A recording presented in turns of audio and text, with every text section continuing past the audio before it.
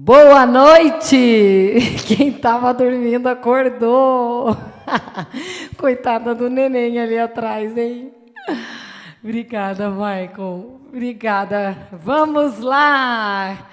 Vamos assumir o nosso posto quando o assunto de hoje é para saber... será que os nossos estímulos tecnológicos afetam o nosso cérebro? Não sei não, hein, gente? Vamos só fazer um remember.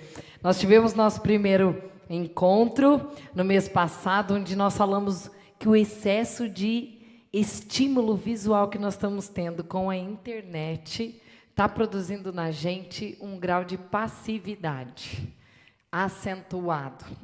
Também a gente falou sobre o Egito. Quem estava aqui, ou quem acompanhou nas redes, né, pôde saber que a gente ia falar assim, ó, que nenhuma unha nossa ia ficar no Egito, lembrem? Então, hoje, eu quero dizer algumas coisas que eu tive de retorno de algumas pessoas, e todo retorno é interessante porque a gente pode compartilhar com vocês também. Teve uma pessoa no Instagram que ela sugeriu, eu queria até trazer o nome dela, mas não acabei falhando no ato de pegar. Ela sugeriu um filme muito legal, eu assisti, acho que seria bem legal de passar para vocês. Quem é vó aqui vai assistir com os netos, quem é mãe assistir com os filhos, ou até mesmo quem é jovem. Alguns de vocês podem até ter visto. Quem assistiu A Família Mitchell e A Revolta das Máquinas? Assistiram? Algumas lá de trás? Exatamente. É um filme legal, só uma frase no final lá que não é tão boa, mas, enfim, tirando essa parte, vale a pena indicar. E eu achei muito legal movimentos de professoras. Como a gente recebeu retorno de professoras de diferentes lugares dizendo que estão começando a trabalhar o uso da tecnologia com os seus alunos. Essa notícia me deixou muito feliz, porque a ideia é que seja um movimento, assim, cada vez maior da parte de todos que estão podendo usar as informações. Até uma pessoa pediu, a gente pode transmitir, né, e falar. Eu falei, meu Deus do céu, não tem nem o que pensar, é nosso dever, é nossa obrigação pegar e falar, não precisa nem citar da onde veio, como veio. O que vocês têm que fazer é, com a mesma sensação que quando eu recebi, li as informações, eu tinha aquele desejo de compartilhar. E às vezes o que um professor sente é o que uma pessoa que às vezes está atuando, né, em várias áreas aí, e aí a gente vai estar fazendo a nossa parte de instruir essa geração que está iniciando aí, né? E também anotei aqui uma coisa que eu não posso esquecer. Eu vou apresentar para vocês, talvez no mês que vem, uma mãezinha compôs uma música das mulheres modernas da moda antiga. Gente, tão lindo, coisa mais linda. Ela pegou títulos das palestras que trabalharam no coração dela em 8 anos e ela resolveu compor uma música. O nome dela é Daniele FNF. Se a Dani estiver aí, ela é do Mato Grosso. E eu quero agradecer a Dani. Eu vou mostrar para vocês essa música. Eles estão se empenhando na gravação, no sentido gravação profissional mesmo. E eu achei muito lindo o recado, o empenho, e espero poder que vocês aprendam junto quando eu aprendi, porque eu achei linda. Uma das palavras que me chamou a atenção é tomar posição. Que uma mulher à moda antiga, ela toma posição. Toma posição no sentido de lutar como um exército. E aí nós vamos compartilhando e vivendo isso. E outra coisa que eu aprendi, que eu queria compartilhar, foi feito uma pesquisa com essa nova geração. E aqui não tem nenhum jovem, né? Jovenzinho, assim, tipo 12, 13 anos, não tem. Porque eles fizeram testes com esses jovens e eles pediram para eles colocarem a mão, né, como se eles estivessem falando com alguém no telefone. E essa geração atual, como é que vocês fazem quando alguém diz, liga para alguém, como é que vocês fazem o gesto? Como é que vocês fazem dali? Aí a Cátia. Quem está aqui na frente são duas mocinhas, não são? Faça o gesto de telefone. Ela fez. Ela fez. Vem cá. Não. Pode vir vocês duas, as duas. Pode vir bem rapidinho. Olha que coisa interessante que eu não tinha me dado conta, mas isso foi de um documentário da área de tecnologia. Faz para mim. Uma fez um gesto e a outra fez outro. Que gesto que vocês fizeram aí quando o assunto é telefone? Olha aqui. Estão vendo o dela? Vocês viram que o dela é diferente do dela? As mulheres modernas da moda antiga fez exatamente o que ela fez. Como é seu nome? Mariana. E a Júlia? A Júlia fez o estilo moderno. Hoje as pessoas, as crianças estão com um hábito novo para poder tá mudando o arquétipo.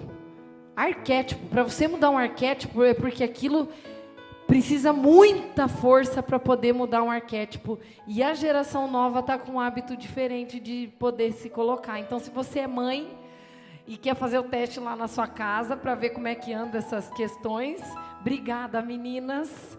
Vocês vão poder compartilhar e verificar como é que está essa questão, porque é sinal que a gente está em transformação contínua, né? Mas vamos lá começar com o nosso momento de hoje a respeito de estímulos tecnológicos. Deixa eu já ir para os pontos interessantes aqui da nossa conversa, gente. Estímulo tecnológico, até que ponto que eles afetam o nosso cérebro? Eu não sei se o pessoal de casa consegue enxergar bem os slides, eu vou deixar aqui para vocês. Mas o que eu acho que é interessante poder dividir? Eu não vou falar opinião minha. Eu vou trazer uma coisa... Samuca, você está conseguindo passar aí? Que o meu não está respondendo. Eu vou trazer para vocês os dados de uma... Achei, agora ele foi. Vamos ver se ele... Isso mesmo. Vamos ver se vai, Maicon. Essa mulher, Marta Pairano, ela foi entrevistada pela BBC News, através de um evento em Cartagena, e eu achei interessante as respostas que ela deu a respeito de algumas perguntas que eu gostaria de ler e compartilhar com vocês. Primeira pergunta que fizeram a ela, olha só, o que acontece na mente? Ela foi uma estudiosa dentro dessa área que envolve esse tema que a gente está trazendo hoje. Pediram para ela o que acontece na mente de uma criança, de um jovem ou de um adulto quando a pessoa apresenta sintomas de abstinência no momento que elas estão conectadas com Instagram, YouTube, Snapchat, TikTok e outros. Olha que curiosa a resposta dela. Eu peguei só o que ela trouxe de relevante para nós aqui. Ela falou assim, a mente de toda pessoa recebe um feixe de recompensa dopamínica quando você recebe uma curtida, um coraçãozinho, ou quando o seu número de visualizações aumenta. Isso faz com que a pessoa ela se sinta amada e se sinta aceita. Quando essa aceitação, que é ilusória, não acontece, a pessoa sente que ela deve ficar viciada porque a gente é condicionado a querer fazer parte do grupo de pessoas que nos admiram. E por eu querer ser cada vez mais admirada, eu acabo naturalmente acostumando a ver aquilo com mais frequência. Aí fizeram a segunda pergunta, né? Crianças viciam mais rápido? Resposta: elas viciam mais rápido do que qualquer um. E não é porque elas não têm força de vontade. É que elas nem entendem por que isso é tão ruim. Nós não deixamos os filhos beber refrigerante, comer doce toda hora, porque nós sabemos que faz mal. Mas nós damos a eles telas de celulares para eles interagirem, porque dessa forma somos nós que não interagimos com eles, que não precisamos interagir com eles. Outra pergunta que fizeram para ela. O que nós devemos fazer então para amenizar esses problemas? Ela falou bem tranquila. Olha, a resposta é muito simples. Interaja com seus filhos e cônjuges e admita que tem horas que você prefere ficar fazendo outras coisas. E pare de se esconder atrás de uma justificativa aceitável de que as redes sociais são ferramentas de trabalho e de produtividade na sua vida. Muitos já estão viciados e ainda negam o fato de que evitam ver ou inventam desculpas o tempo inteiro. E aí você vê o cabeleireiro vendo o tutorial para ficar mais atualizado, o profissional vê o outro para se informar, e isso não é ruim, desde que a pessoa não se perca. Aí, próxima pergunta. Você quer dizer então que todos nós estamos viciados em tecnologia? Aí ela disse, olha, nós não somos, o ser humano não é viciado em tecnologia. Esquece essa ideia. Só que nós somos, sim, viciados nas injeções de dopaminas que nós recebemos para que a gente se mantenha conectado com as redes. Aí ela deu um exemplo aqui, que você vai chegar para um filho e vai falar, para de comer, porque você não para de comer. E o sistema, ele fala para você, ó, não coma. Só que ele libera uma informação que ele trabalha exatamente no teu neurônio, que é o que a gente falou na outra vez, para fazer você ficar com vontade de comer. E sem querer você vai consumindo aquele alimento cada vez mais. E assim acontece a mesma coisa, vocês vão ver agora, daqui a pouco eu vou mostrar o que acontece no seu cérebro, no meu, quando a gente está nessa conexão. Olha a pergunta e eu gostei dessa resposta. O que mais te preocupa com todas essas evoluções? E olha a resposta. Eu me preocupo com a preguiça. Tem duas coisas que eu vejo que está muito acentuado. Uma é a preguiça, em saber que é mais fácil ver o celular do que alimentar um filho, ver a natureza, se dedicar para um marido. Isso sim, exige esforço e a recompensa ela não é imediata. Ela demora e se é que ela vem.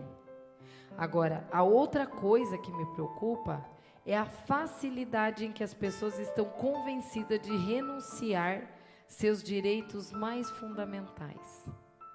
Lembrem quando a gente falou no outro encontro que as pessoas elas estão conquistando a liberdade delas serem escravas?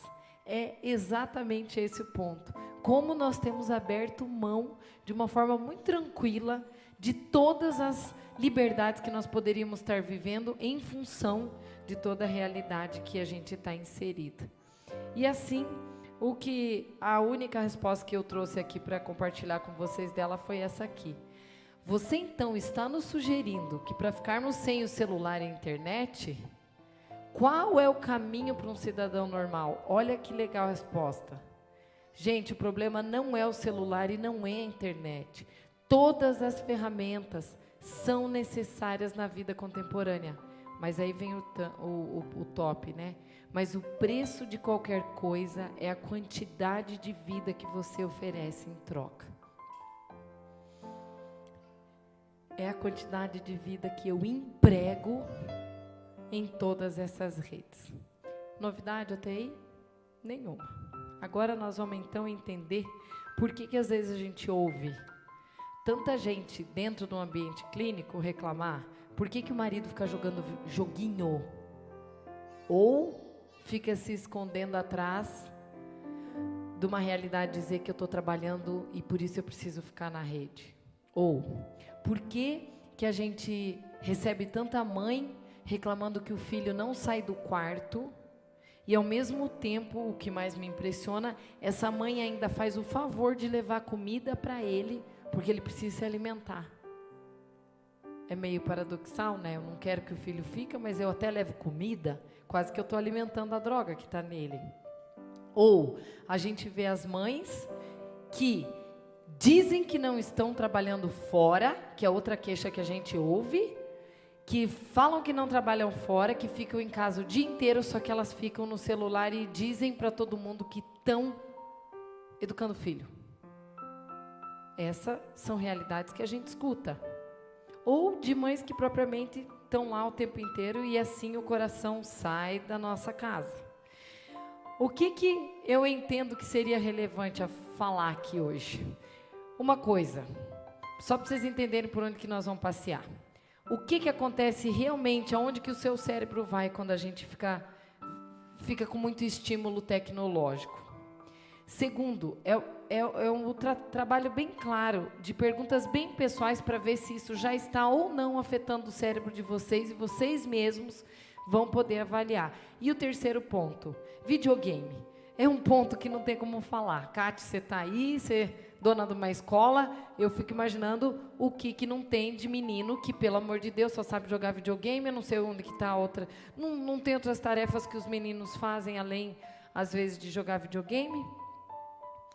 Existe só problema ou tem virtude nisso também? Isso que a gente vai ver, tá? Então, vamos começar pelo ponto aqui. Arquitetonicamente, não existe diferença no cérebro quando a gente está com muito estímulo de tecnologia. Porém, na funcionalidade do cérebro, ele é completamente comprovado que a parte da massa cinzenta dele, eu vou mostrar para vocês aqui, numa parte aqui, ó, estão vendo? Essa parte aqui, ó, que é responsável pelo foco, pela persistência, é diminuída. Pela estratégia de resoluções, ela também é diminuída. Quando afirmarem que pode ser que essa geração ela esteja mais emburrecida, isso é mito ou verdade? Isso pode ser realmente uma verdade. E baseado no que eles trazem essa informação? Baseado que o cérebro ele começa a se tornar preguiçoso. Ele tem como se fosse um caminho, ó. Eu não vou ficar dizendo a parte muito chata, que daí vocês vão dormir. E a ideia não é dormir aqui. Mas só para vocês entenderem o raciocínio aqui do cérebro, tá?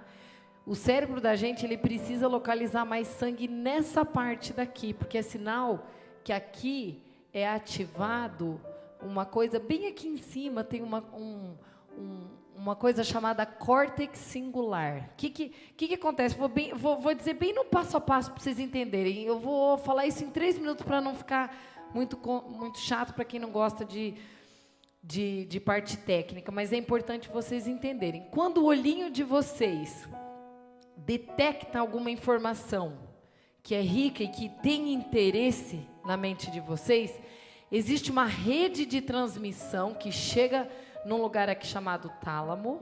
Esse tálamo, ele passa para a biblioteca das emoções, que é a amígdala.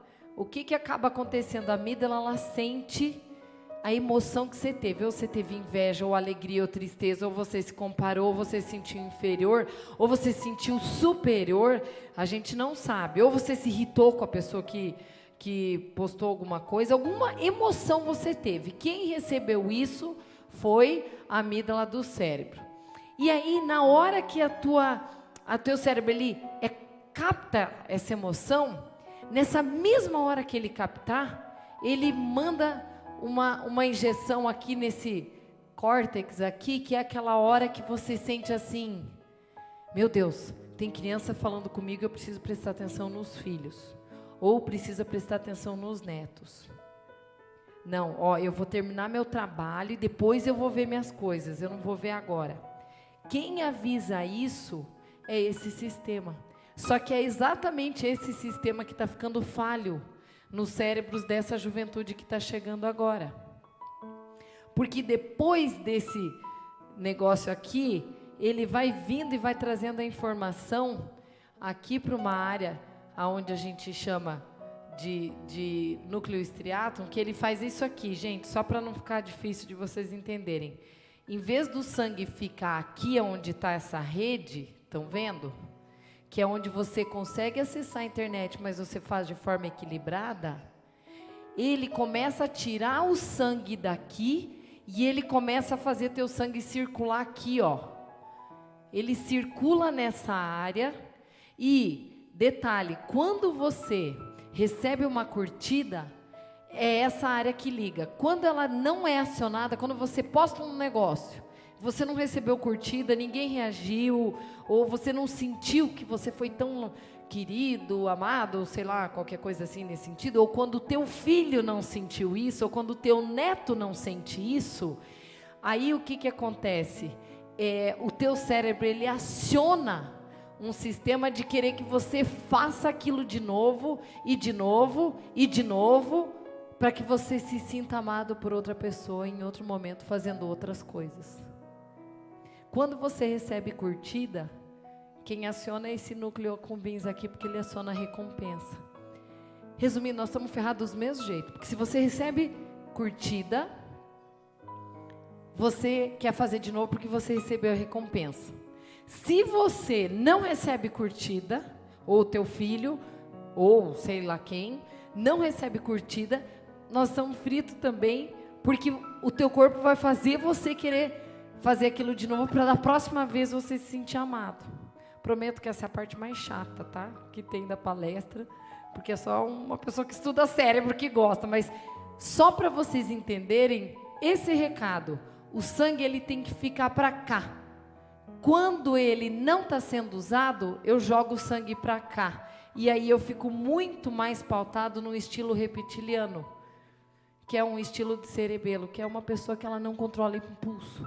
E aí o que eu faço? Eu altero o comportamento.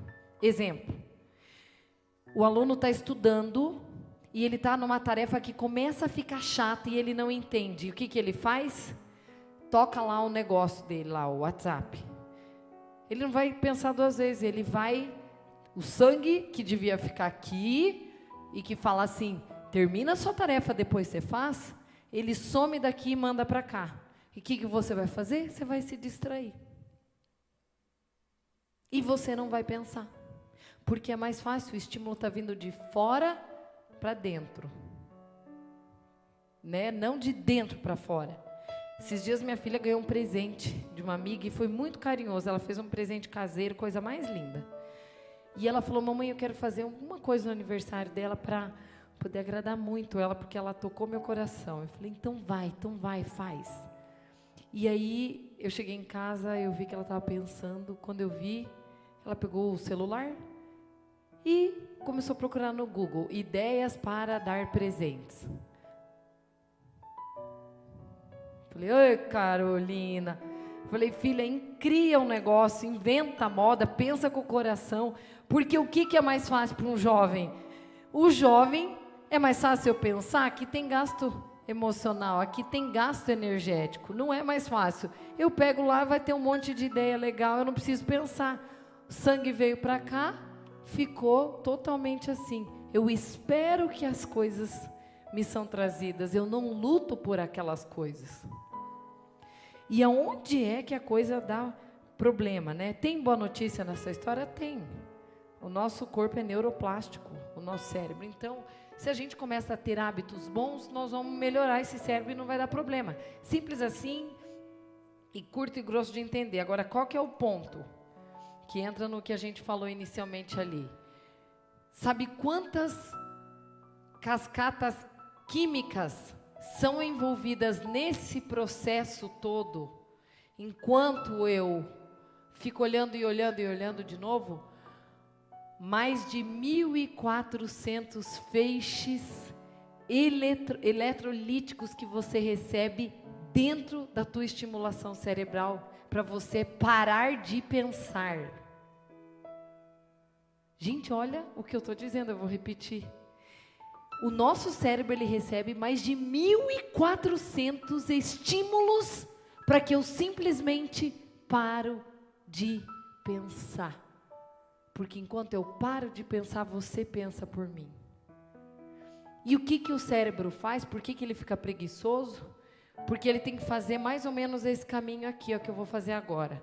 Ele tem que sair de um lugar, lá de trás, ele tem que cruzar toda a parte do cérebro até chegar aqui na frente e conseguir parar, pensar, meditar, certo? Mais ou menos essa rota. Olha só o que acontece quando eu estou demais no celular. Eu tô aqui, vou pegar para ver. O que acontece? Se eu pego o celular e eu não preciso pensar, eu não preciso fazer a volta para chegar no outro lugar, eu saio daqui e estou aqui. Cheguei no lugar que eu queria. O que o meu cérebro está entendendo? Eu economizo energia. E o cérebro, ele economiza energia de tudo aquilo que ele vê que é mais fácil para a gente fazer. Por isso que a gente está numa tremenda batalha real para ajudar os nossos filhos a não ficarem dependentes dessa realidade que a gente está inserido. Pois bem, vamos seguir. Uma das coisas, né? Vou ler aqui para vocês uma brincadeirinha para descontrair. Um amigo diz aqui, ó, meu laptop tem 8 GB de memória. O outro, em meu smartphone posso armazenar mais de 2 milhões de informações. Ainda posso transportar centenas de dados no meu pendrive. O outro diz, sem contar com as 10 mil músicas do meu iPod. E aí ele fez com a cabeça, né? E aqui, quanto cabe? Ele falou, umas 3 ideias mequetrefes no máximo. E olhe lá. Por quê? Essa brincadeirinha, porque a memória nossa é a primeira questão fisiologicamente comprovada que ela é afetada. Querem fazer um teste rápido? Quantos de vocês saberiam me dizer nomes de telefones de mais de 5 pessoas sem vocês verificarem no celular? Você consegue? Você sabe? Mas vem aqui rapidinho então. 5 nomes sem olhar celular. É uma jovem, gente. Vamos pegar um exemplo. Eu nem sabia que jovem. Eu às vezes ouço gente falar assim, eu nem sei o telefone da minha mãe. Porque já se acostumou. Vem aqui comigo. Não dá para competir com ela. Ela sabe até o CPF dos outros, então não vai dar muito certo. Fala aí bem rapidinho, vamos ver. 999171818 do Quem? meu irmão. Quem? Meu irmão. Teu irmão. 999711311 da minha mãe. Tá. 3039-1500 do restaurante. Tá. 3223-0331 da avó. Da avó. E da outra avó, 3223-1760.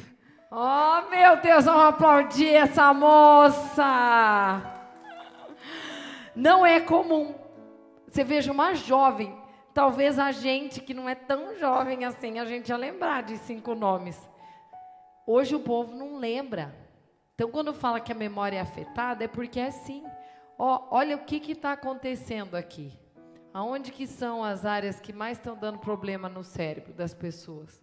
Memória é uma. Atenção. Esse é o ponto onde mais tem dado briga de casa com o filho. O filho não presta atenção, o português está horroroso, quase morto, assassinado. A matemática foi parar lá não sei aonde, porque isso aqui não entra. A habilidade de se relacionar, não preciso nem dizer, né? A habilidade de resolver problema. Não está tendo. Eu não resolvo. Eu simplesmente vou deixando as coisas para depois. O foco eu não preciso comentar, porque é isso aí mesmo que acontece com a gente. Qualquer tédio nos leva a ficar visualizando o telefone. Persistência. Isso é o ponto maior aqui. Estratégia de ideia. Eu não quero ler, porque vocês já nem decoraram o primeiro ponto, quem dera o segundo. Mas o que eu quero perguntar para vocês aqui, desses pontos aqui, ó. Essa é uma área fortemente afetada em todas as áreas. Não se faz tanto hoje planejamento como se era de antigamente. Ler as emoções das pessoas à volta, porque eu não estou vendo. Se eu não estou vendo, eu não tenho contato, eu não sinto essa pessoa. A identidade não está conseguindo ser preservada. Segurança pessoal, autoestima, sentir-se adequada nos ambientes e com as pessoas, tá? O que eu quero que você identifique para tua vida ter um contexto importante? Dessas palavras aqui, pense no teu caso ou pense no caso de um filho. Você às vezes é uma mãe aqui com problema com o filho. Qual é a área que vocês acham que mais na tua vida é afetada quando você fica olhando muito celular?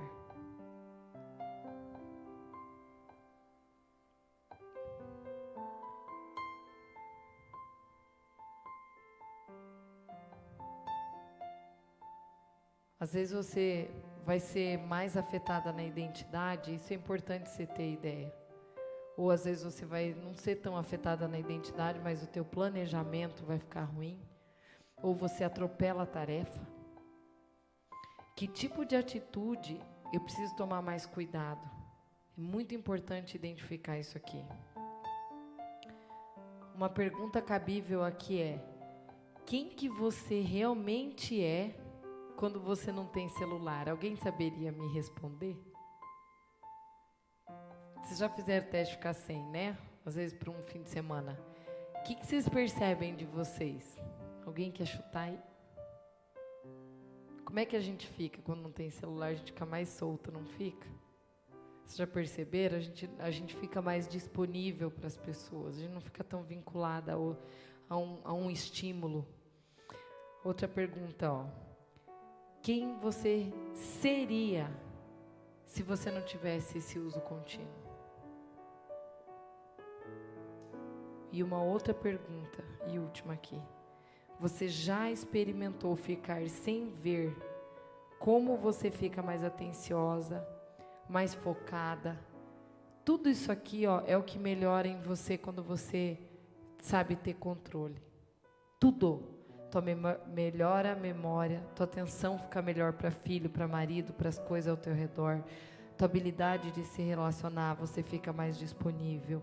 Tua facilidade para resolver problema. Você realmente foca numa conversa de filho e você não se distrai. Você fica mais persistente. E aí vai, não preciso retomar. Olha como a gente é melhor. Você pode ver que a gente é melhor pelo simples fato da gente ver às vezes aqueles filmes americanos. Você vê como que eram as famílias sem esse uso de celular. Era legitimamente melhor. E só que a gente não tem, é um caminho sem volta, não tem o que fazer, é isso aí mesmo. Agora, o que eu faço com um jovem adolescente se ele está vendo aquela realidade que a gente mostrou aqui, com esse cérebro, e eu vejo que ele está demais? Como que eu, mãe, ou eu, vó, posso ajudar um filho aqui? Quando você vê que o filho está fazendo isso demais, ajuda ele a parar e ele a identificar qual é a emoção dele que foi ativada. Que é essa vulnerabilidade que ele é pego, só que essa é a força que você tem de ajudar ele a trabalhar. Quando você fala, filho, o que você sentiu quando você viu aquela postagem? E se ele tiver liberdade contigo e falar assim, eu senti inveja, eu senti inferioridade, então tá, vamos sentar aqui, vamos falar sobre esse assunto? Senta aqui comigo. Quando você sente isso? Por quê? Isso aparece só às vezes, isso aparece toda vez que essa pessoa posta, porque isso é uma coisa muito sigilosa. As pessoas não contam quem elas invejam quando elas veem a tal das postagens. Não existe uma pessoa que ela seja tão equilibrada que ela não pense assim, eu sou inadequada. Porque o equilibrado, ele chega a pensar, nossa, mas todo mundo posta tudo e eu não faço nada, será que isso é certo? Essa leitura precisa se ter. Quando você ajuda o teu filho a parar, dá nome para a emoção dele, e você consegue ajudar a trabalhar. Por exemplo, essa semana a gente pegou um jovem que ele está colocando muita mentira em postagens. E os pais só estavam com aquele discurso assim, para de mexer em celular, larga isso aí, menino, faça não sei o que, menino. Toda aquela briga que toda mãe conhece dentro de casa.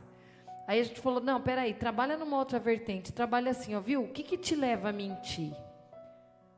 O que faz você mentir? E o menino respondeu, ele falou, olha, o que faz com que eu minta é que eu quero me sentir aceito nos grupos. 10 anos. 10 anos. Eu quero ser aceito nos grupos. E como eu sei que eu posso ser aceito, eu dou uma mentidinha, porque se eu mento, a coisa fica florida. O que essa mãe fez? Ela ajudou a identificar qual que é a emoção que você consegue resgatar, captar, para fazer a coisa render e seguir.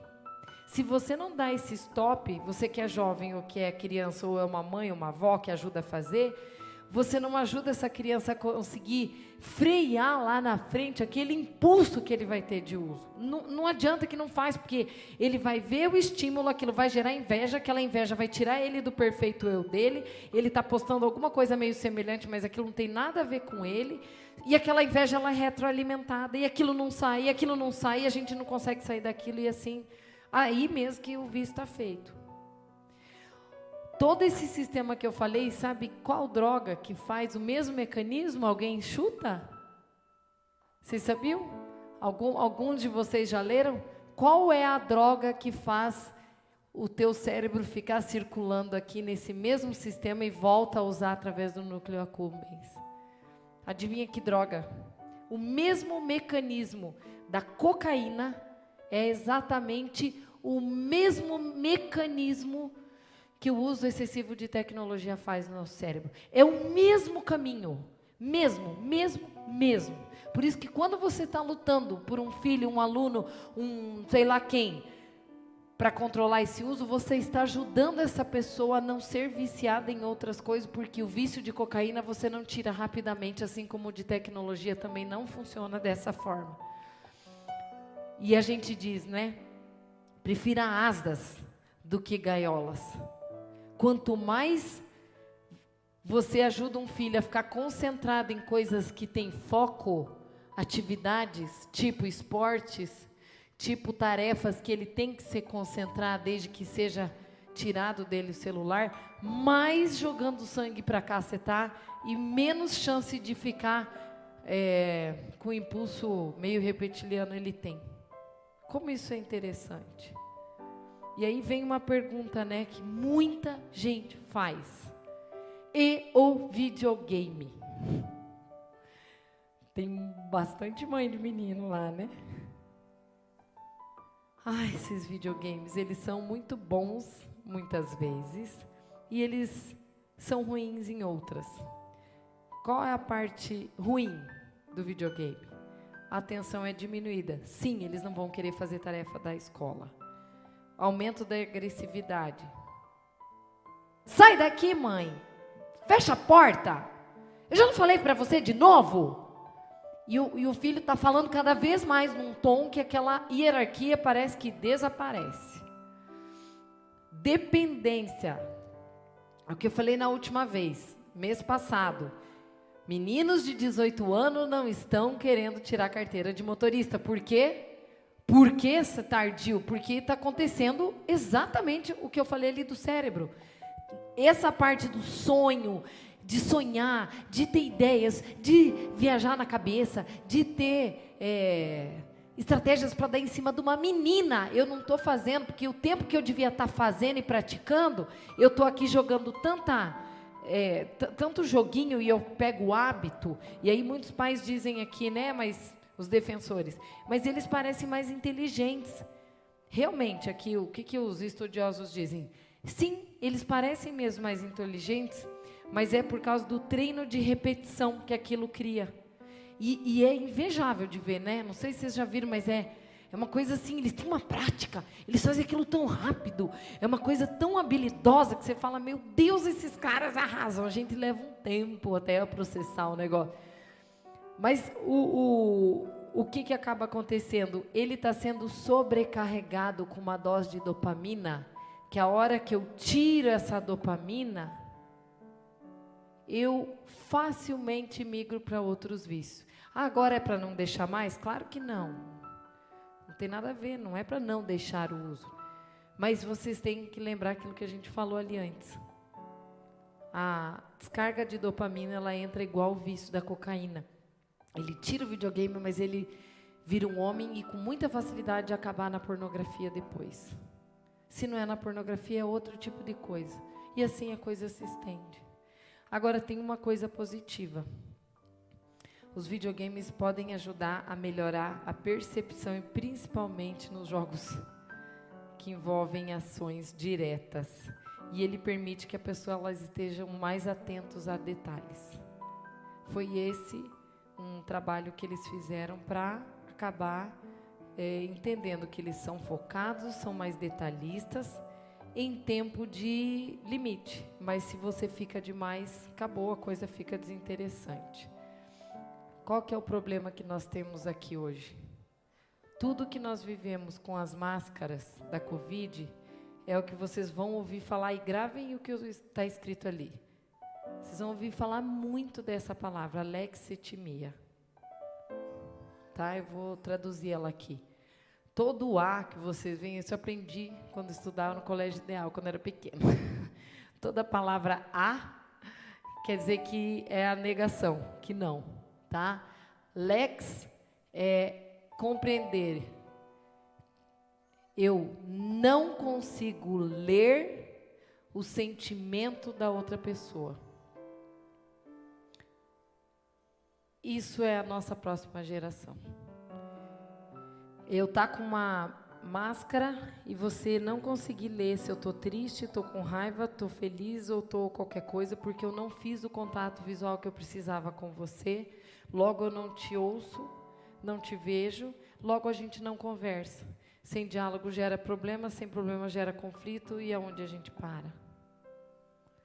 Que só de eu falar para vocês me cansa, sabia? Porque parece que só tem notícia ruim, né? Sim, tipo, fica pesado, só coisa ruim. O que leva a gente a fazer coisa diferente? A ideia não é que a gente fique pesado, mas também não dá para enfeitar uma realidade que ela não é bonita. Quando você pede para um filho te olhar e falar assim, ó, vê no meu olho, a mamãe está triste nesse momento, você ajuda a criança a se conectar com você. Então, quando é aquela história que a gente falou no mês passado, que a pessoa, no primeiro conflito, ela pega, vira o olho, vai para fora e bate a porta, eu estou treinando um filho para ser alexithímico.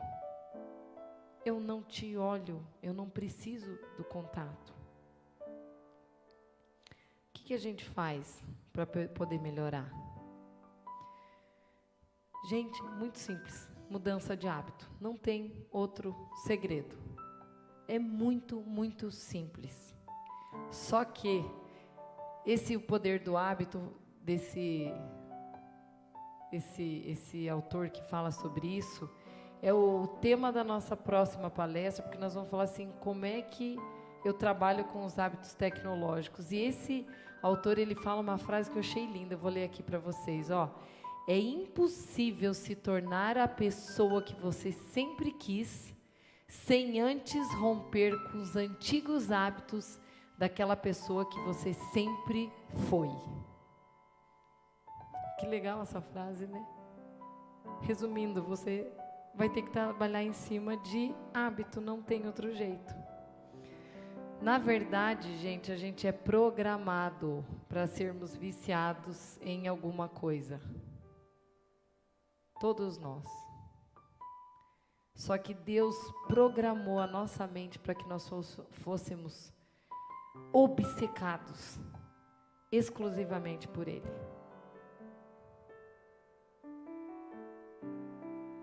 Todas as vezes que você pega uma Bíblia e todas as vezes que Deus fala com você e você sente que Ele fala contigo, essa sensação de recompensa acontece na hora. Quem já viveu essa sensação? Visualmente, de você olhar e falar assim, Deus falou comigo na palavra. Aquilo te dá uma força, que aquilo você fala, meu Deus, eu quero ler a Bíblia de novo. Eu quero falar com Deus de novo, eu quero me relacionar com Deus de novo. Porque aquilo criou uma rota de recompensa. Ou seja, nós somos criados para sermos viciados em Deus. Prova aqui, ó, Salmo 40, versículo 2 diz assim, ó, a minha alma ela tem sede de Deus, do Deus vivo. Quando eu poderei entrar para me apresentar a Ele? Como é gostoso a gente ter essa vontade, esse vício. Aquele povo do Egito lá, quando Moisés estava demorando, eles fizeram bezerro de ouro. Porque nós somos naturalmente tendenciosos a sermos viciados em algo. Precisa ter algo que é concreto. Aonde entra o ponto-chave de tudo isso? Ele entra aqui. Se eu não leio a palavra de dia e de noite, eu acabo não tendo essa sensação de recompensa, porque a minha recompensa, ela é dirigida para um outro bezerro de ouro, que é o celular. E aí, todo o sangue passeia por uma coisa que facilmente tenderá a nos frustrar lá na frente. Quando em Romanos 6 diz assim, ó, que nós somos feitos para sermos mais que vencedores, significa que a gente nasceu para romper com tudo que nos é tóxico, tudo que nos faz mal. Então nós temos sim a capacidade da gente olhar e falar assim, eu quero e eu vou viver uma coisa de um jeito harmônico, agradável, desde que eu não seja facilmente influenciável por alguma coisa nesse aspecto. Nós fomos feitos para agirmos no nosso perfeito eu, e toda hora que você sente que você é você, você sente afeto e amor. Sabe o dia que você sente que você está amorosa? É o dia que você está exclusivamente você. Toda rota contrária ao afeto, atinge a área do medo. E o celular, muitas das vezes, atinge nossas áreas do medo submersas nas nossas próprias vontades ou cobiças. Eu queria encerrar dividindo com vocês uma coisa que eu me prestei a fazer em fevereiro, onde eu peguei todos os 10 mandamentos e eu tentei montar um esquema de 10 mandamentos de como seria a nossa vida se a gente não tivesse controle. E aí os mandamentos ficaram assim. Qual é o primeiro? Amai as redes sociais acima de todas as coisas. Será que a gente não vai estar vivendo uma realidade geracional com esse conteúdo? Será que a gente já não está assim hoje? Amamos, às vezes, o celular bem antes de ver uma Bíblia, quando a gente toma café. Segundo mandamento, esse é para acabar. Faça do seu eu uma imagem de escultura para que todos os outros te adorem. É ou não é o retrato atual do que temos visto? Terceiro mandamento, não viva sem as redes, pois sua vida será em vão. Quarto mandamento na Bíblia fala sobre o dia do descanso, que é para a gente estar onde? Na igreja, aqui. Mas os 10 mandamentos da tecnologia não são assim. No dia do descanso, fique apenas nas redes sociais e só a elas preste culto. Nossa, essa muitos filhos iam reclamar, né? Honre seu pai e sua mãe até o ponto que eles não te incomodem. Senão você faz e dá aqueles gritinhos histéricos dizendo que você precisa fazer outra coisa. Outra coisa, mandamento 6. Mate, delete, silencie ou bloqueie pessoas que não te agradem. Que é o que a gente citou também, não vou voltar a falar sobre isso, que nós falamos também no mês passado. 7º mandamento, adultere ou flerte com outras pessoas sem achar que isto é um problema. Gente, entre parênteses, nunca houve tanto registro de mulher traindo do que na atualidade. Eu não sei o que está acontecendo. Não é mais homem, parece. Se a gente achava que antes era só os homens vivendo isso, meu Deus, eu não sei o que está ocorrendo, que a mulher está sendo tão seduzida, parece que hipnotizada, e aquilo acaba numa tal dessas curtidas e a coisa fica no Instagram. E o que mais me chama a atenção, os homens não fuçam o Instagram de mulher para saber como ela conversa. Geralmente essa curiosidade é mais feminina, não é tanto masculina. E mal eles sabem o que está por trás de algumas conversas simpáticas demais. 8º mandamento, furte as ideias do próximo. Isso, na verdade, é inveja. 9º mandamento, diga falso testemunho contra o seu próximo. E último, cobice. A casa, o esposo, os colaboradores, os carros e tudo que pertença ao seu próximo. É isso que a gente está vivendo, não é? Que realidade curiosa. E aí a pergunta que fica é, né? Escolhais hoje a quem quiser servir. Essa vai ser a única palestra mais técnica que nós vamos ter daqui até o final. Mês passado a gente falou sobre as mentes saudáveis e o mundo tecnológico, né? Em maio agora a gente falou até que ponto que eles afetam o nosso cérebro. Vocês não têm que gravar tudo aquilo que foi falado aqui, referindo-se àquela série de palavras. Só eu acho que vocês têm que ficar atentos para vocês realmente capacitarem. Ajudem os filhos de vocês. Estejam atentos. Eles aumentaram o uso. Chama num canto e fala: filho, me diz quais as emoções que te evocam. Eu quero entender como mãe. Eu quero participar.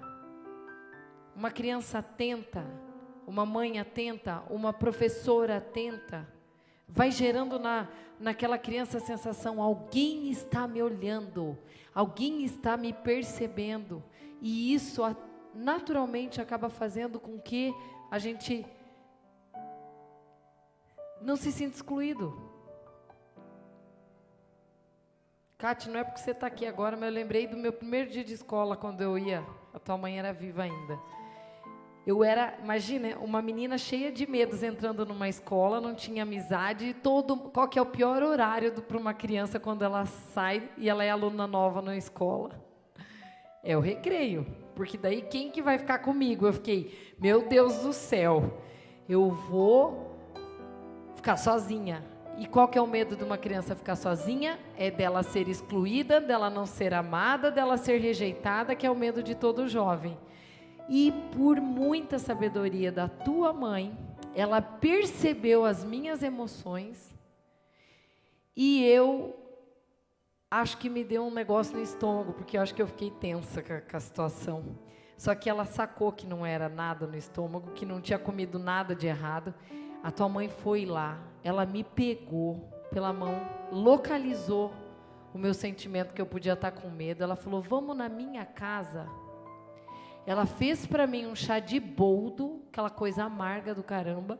Eu tomei aquilo, ela me deu um abraço e ela falou: filha, volte, que a vida que ela dizia lá no colégio? A vida é mole para quem a vida é dura para quem é mole.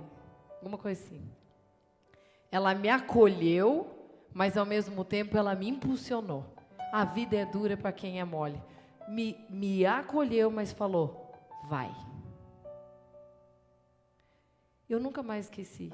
Era o que eu precisava, de alguém me olhando. E eu termino essa noite contando isso para vocês, porque é tudo o que os nossos filhos ou os nossos jovens precisam. É de um olhar nosso. É de um carinho, de alguém que olhe e diga: vem aqui comigo. Eu quero poder te ouvir. E não é na primeira vez e nem na segunda que a gente consegue, mas lá pelas tantas eles abrem o coração. E se vocês gravarem só isso para mim, eu já ganhei a noite essa noite. Que nós sejamos os olhos daqueles que precisam realmente ser olhados. Tá certo, gente? Eu quero agradecer, como sempre, quero agradecer a Florenza Store, que me veste, a Fer Camerini, o Cleverson, ao Maicon, a Samuel, toda a equipe, a Alicia, a Cirlei, a Claudete, meu marido, as filhas, a Rose, todo mundo que está aqui.